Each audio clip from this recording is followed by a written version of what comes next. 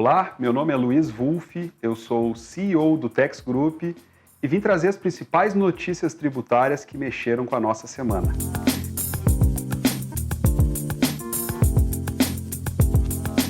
Uma das grandes notícias dessa semana é a possível tributação sobre operações digitais.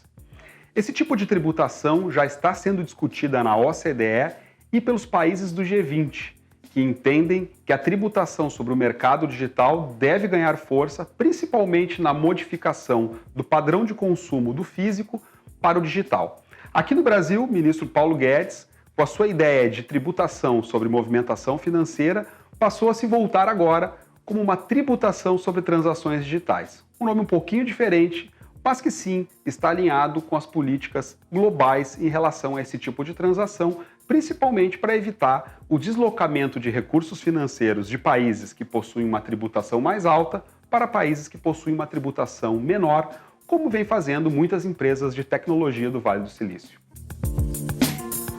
Outra notícia super relevante para o mundo tributário é que o Supremo Tribunal Federal tem julgado muito mais casos agora, durante a pandemia, do que julgou nos últimos 3 anos. Nesses últimos 8 meses, onde os ministros passaram a se encontrar através de uma plenária virtual, mais de 35 casos tributários foram julgados. Alguns deles a favor da União e muitos também em favor dos contribuintes. Então é um momento muito interessante para que empresas e empresários possam avaliar todas as reais oportunidades antes de uma eventual reforma tributária. Até porque os processos tributários todos se resolvem em terceiro grau, em Brasília, e por essa razão é muito importante que os contribuintes corram para evitar períodos prescricionais das suas demandas. Outra notícia super relevante dessa semana no mundo tributário é a definição do que deve ser excluído da base de cálculo do PIS e da COFINS. Muitas empresas estão discutindo se o valor a ser excluído do PIS e da COFINS é aquele efetivamente destacado na nota fiscal ou se ele segue a interpretação da Receita Federal, extraindo de dentro desses valores todos os créditos que foram tomados pelo contribuinte no ingresso das mercadorias em seu estabelecimento.